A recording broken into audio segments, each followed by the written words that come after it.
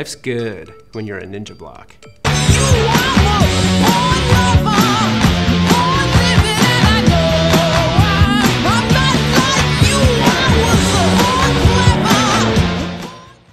Hi, I'm Jim Sterling, the best person on the internet. Now, as the best person on the internet, people ask me all the time, what's it like being the best person on the internet? And I say it's pretty great because I'm pretty great. Oh, but don't take my word for it. Here's what our top fans have to say about Jim Sterling. He's pretty great. You go, top fan. Brilliant. Let's watch a fantastic show by the best person on the internet. I'm pretty great. Some more shit scum has been washing up on the shit beach of steam brought in by the shittitude of shitty developers.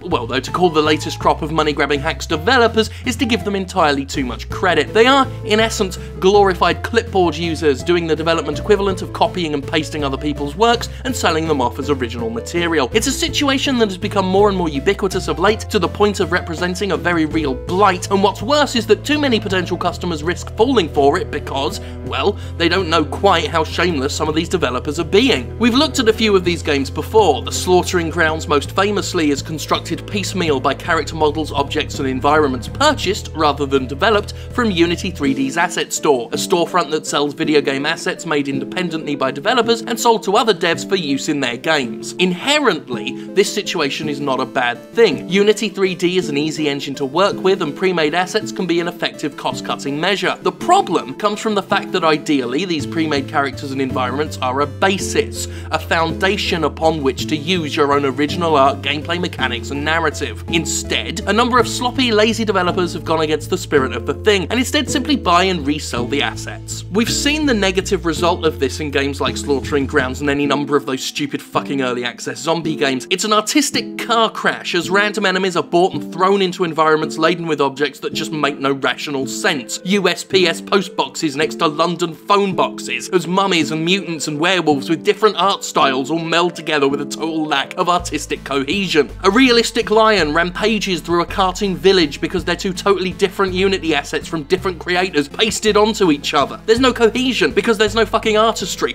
It's all randomly purchased objects, randomly thrown into random maps, and then the so-called developer calls it a day and charges anywhere between $1 and $50 for the effort. Here's Digital Homicide's latest masterpiece, Temper Tantrum, made with 100% assets bought from other developers. The environment?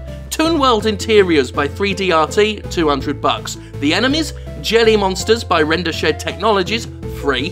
The main character? Generic Cute Male by Turk Cheaps, $40. For $240, you can stitch together this atrocious mess of a game and sell it on Steam for 24 cents and try and make your money back. A tactic that's actually working out well enough, because for 24 cents there's a ton of impulse buyers who do indeed seem to be buying it. The asset flipperoo can be a winning trick for the particularly shameless. As I say, using assets to form a basis for your work, not a bad thing, but stitching together nothing but pre-made objects without any rhyme or reason, I mean, it simply cannot be called game development, can it? And it's becoming more and more common.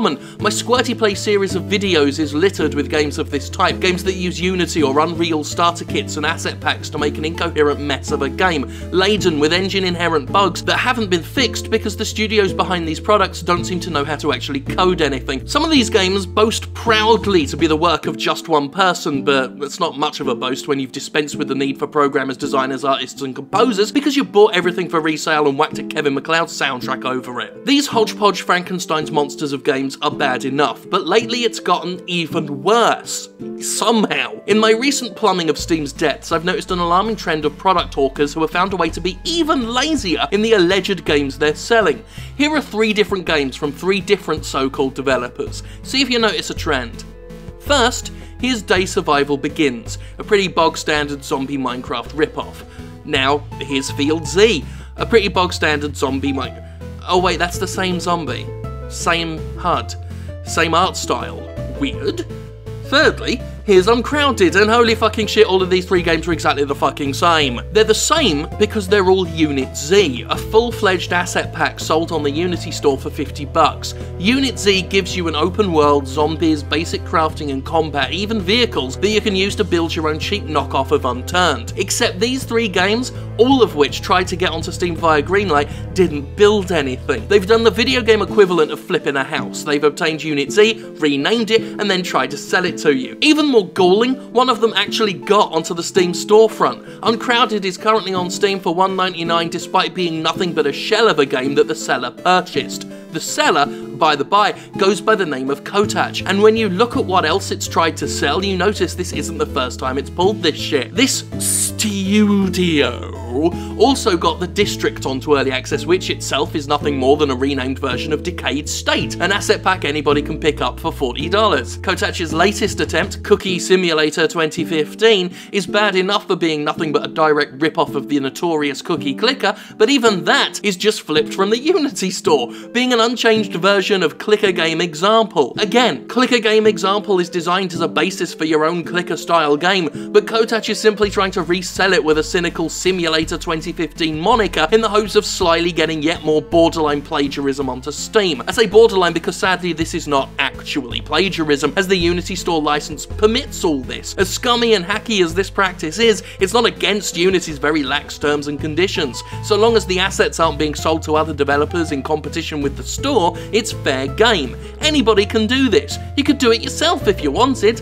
You know, if you were a fucking turd. Digital Homicide quite famously defended this practice by claiming the old asset flip scheme was them actually supporting the independent development scene, that by paying for assets they were funding other indie devs and thus keeping a healthy market going. I disagree with that rather noble assumption of what's going on here, and I will call it what it is. It's fucking exploitation.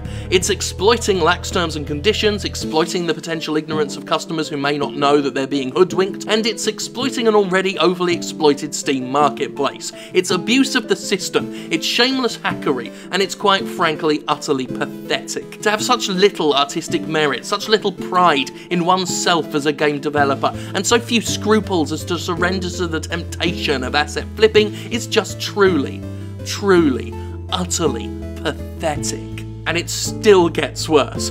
Unity asset piracy is a huge deal, and incredibly common, so there's no guarantee that those developers flipping the asset packs even invested their own cash into the thing. It's depressingly easy to pirate a copy of Field Z or Decayed State or Clicker Game Example, push it through Greenlight and start making money for literally nothing but the $100 it takes to be part of the Greenlight program. It isn't just Unity either. Unreal Engine is proving quite popular among these, what do we even call them? We can't call them developers.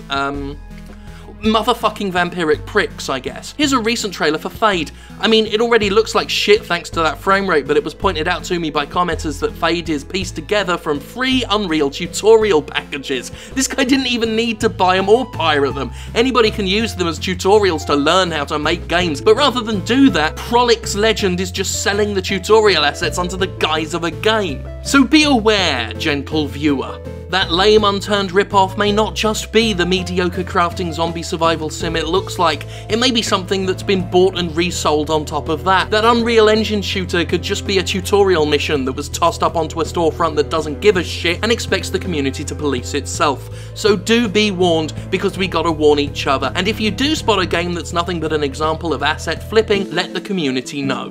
Because you know what? I found that scavenger hunting for pre-bought stock assets is a way more fun game than these pitiful excuses for interactive entertainment could ever begin to hope to be.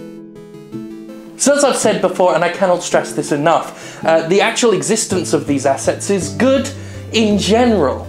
The overall ease of becoming a game developer now is ultimately a good thing. Unity 3D being this engine that's easy to use isn't bad, but we're gonna, if everything pans out the way I hope it does, talk about that next week, where we're actually gonna look at the positives of this whole situation, because I do overall believe that there are positives to be had. It's just a shame that there's a whole bunch of fucking jokers that are going around ruining everything by exploiting and abusing these systems that are put up in place for actual talented, heartfelt developers to create their products more easily, their products and their art, dare I say it. Because, let's face it, what a lot of developers are creating is art, and what these other fuckers are doing, are creating product, the most cynical, cold-hearted product that you could ever hope to see. I mean, I rail on AAA developers all the time, but even they, in general, don't stoop that fucking low. So anyway, that's enough from me. We'll talk about more of this stuff next week, a more positive spin, and I guess that all that remains to be said is thank God for me. So indeed, thank God for me.